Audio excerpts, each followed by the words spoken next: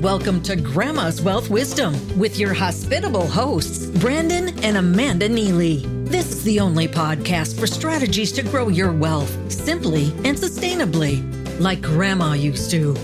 Without further ado, here are your hosts. Hi, I'm Amanda, and welcome to Grandma's Wealth Wisdom, where we help you build wealth Grandma would be proud of. This is episode 6 that we've titled, We've Got a War to Pay For. Dun, dun, dun. And I'm Brandon. Welcome to the podcast. So you might be familiar with taxes. I feel like a lot of people are familiar with taxes. We all pay taxes. If you're in America, you pay taxes in some way, shape, or form. Yep, there's income taxes, sales taxes, property taxes, excise taxes, not exercise taxes, excise taxes for importing and exporting. Hopefully they're not going to put exercise taxes now that I said it. Payroll taxes if you're an employer, and the list goes on and on. We even have here in Chicago bottled water tax, and I think they used to have, what was it? It was a pop tax. There was a pop tax, which was soda pop, and there was a tax on plastic bags. Yeah. We just had that, and then it got taken away or something. I don't know.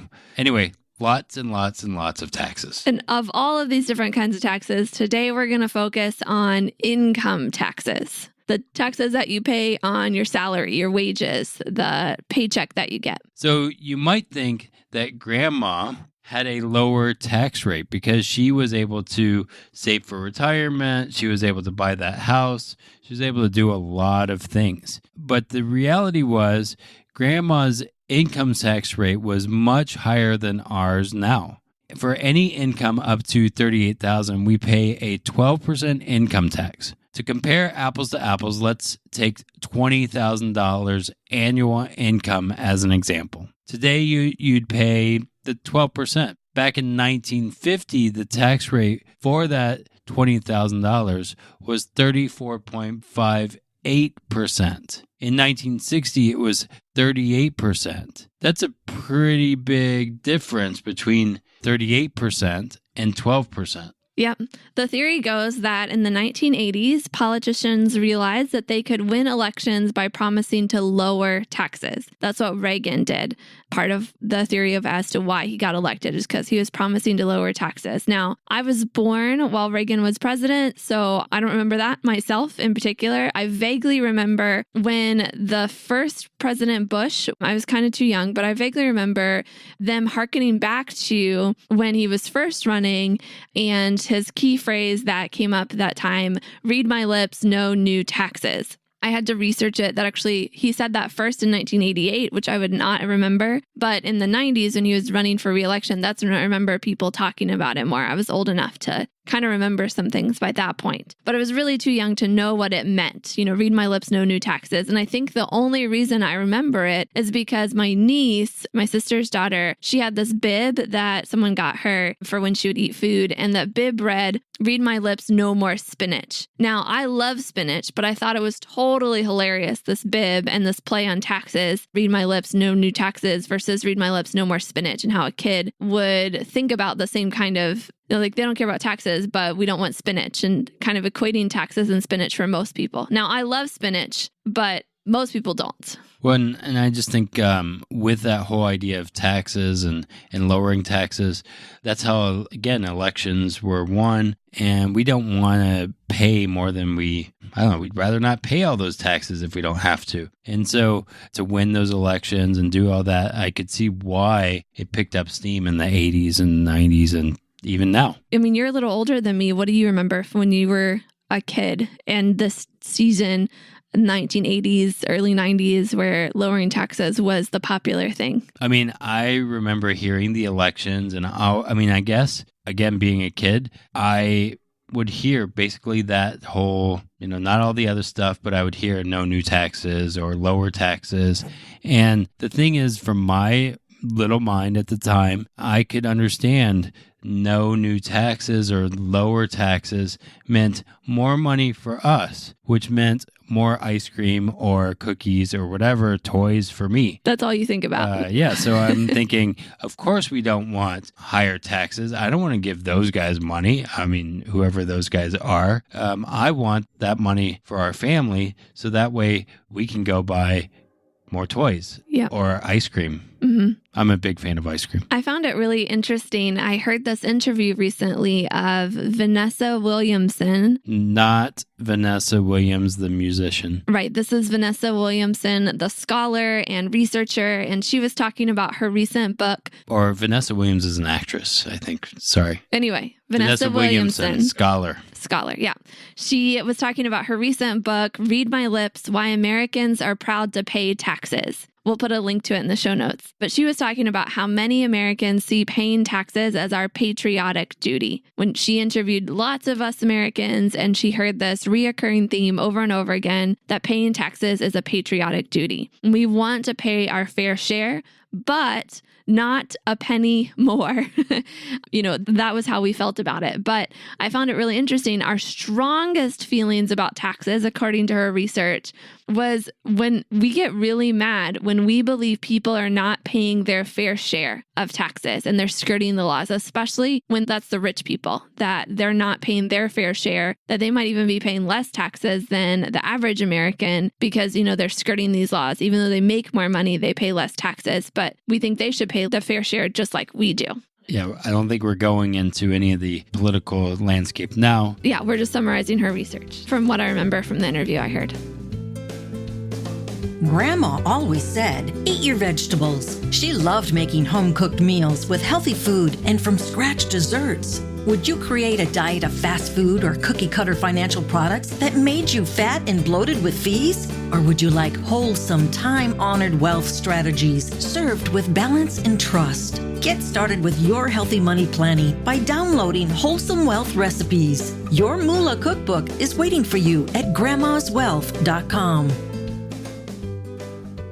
So I'd love to know how Americans feel, though, about the Internal Revenue Service. Yeah, we think paying taxes is patriotic, but how do we feel about the people that collect those taxes? I mean, I think even in the Bible, people didn't like those guys. Right. So, for example, let me just give you this little thought thing. If you have 2 or more children and leave money in a tax-deferred 401k, when you pass away, the IRS might get the same or more than your children. The Internal Revenue Service is like that 3rd or 4th child that collects a part of your wealth that you built. So do you love the Internal Revenue Service as much as your children? I know I don't. Or do you have that tax collector, that tax man at the Internal Revenue Service that's your BFF and you want to leave him some of your wealth or her some of your wealth when you pass away? I mean, it doesn't really go to them, but that kind of the idea of how to think about what it is, how you're setting things up for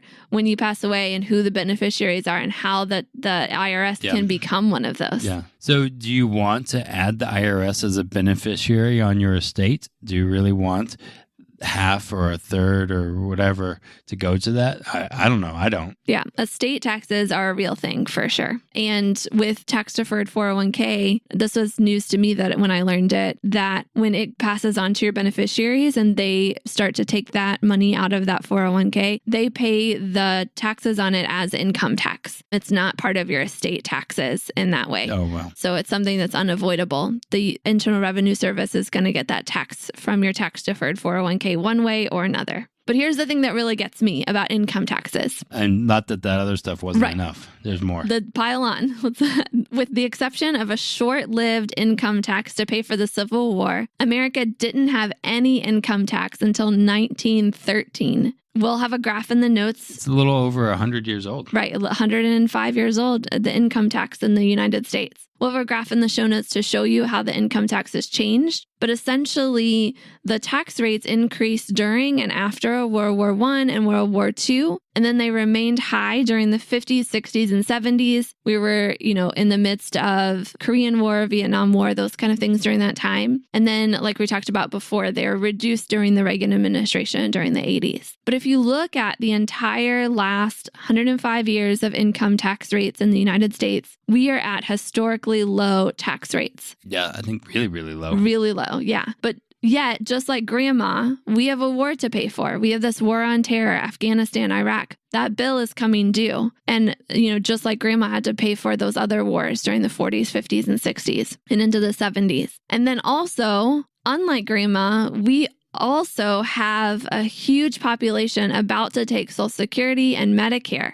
The money to pay for all of this has to come from somewhere. Where is it going to come from? There's a few ideas. Raising taxes is toward the top of that list. Another one is changing the laws related to tax-deferred plans like 401ks and IRAs. Politicians can get pretty creative in how to balance the budget. There'll probably be lots of fights about it. Who knows what's really going to happen? Yeah, I mean, I think that's kind of scary, looking at some of the debt, looking at Social Security, looking at all of those ideas, and thinking, okay, where is that going to come from? Yeah, I think you've got some numbers for us about the debt. So let's consider this. The national debt is $19.19 trillion. 19.19 trillion with a T. The total U.S. retirement assets hit $24.9 trillion in 2018.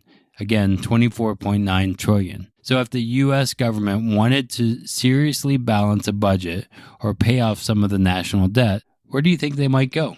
They might look at those numbers and say they're very similar. We could maybe take from there. So all of this is purely speculation. We do know one thing is fairly certain. Taxes are highly likely to go up in 2025 when the current tax reform is done. So when they passed the Tax Cuts and Jobs Act of 2017, we were pretty much told that taxes will go up in 2025, that they were cutting taxes temporarily to allow some people to move some money around, do some different things, and then taxes would go up in 2025. So if you'd like to see how you could make some changes with your money over the next few years until 2025 and spend and save accordingly, knowing that taxes are most certainly going to go up then, we'd love to talk with you, strategize some ways without being salesy or anything like that. All you have to do is go to grandmaswealthwisdom.com and click on request a meeting and schedule just an intro call with us, 15 minutes. We'll see how we can help you and we'll go from there. We'll look forward to talking to you and helping you develop that plan.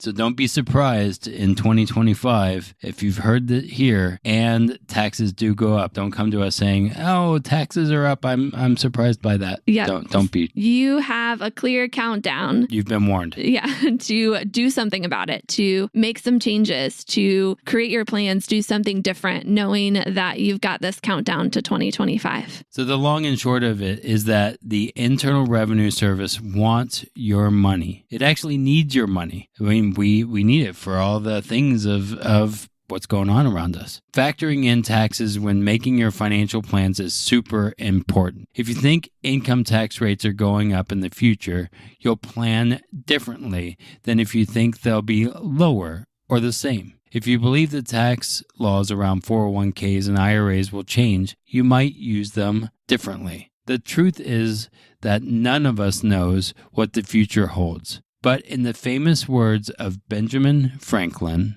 in this world, nothing can be said to be certain except death and taxes. And he said that before he wrote the United States Constitution. This was sort of pre-United States Constitution that we know the certainty of death and taxes. They knew they needed some money somewhere. Yep. So spend and save accordingly. That's what Grandma would say. Taxes are certain. Make your spending plans and your saving plans accordingly, which is a good segue to our next podcast episode about leaving a legacy for future generations. Poor people plan for Saturday night. Rich people plan for 3 generations.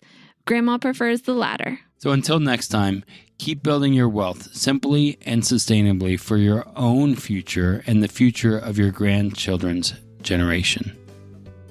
The topics presented in this podcast are for general information only and not for the purpose of providing legal, accounting, or investment advice. On such matters, please consult a professional who knows your specific situation.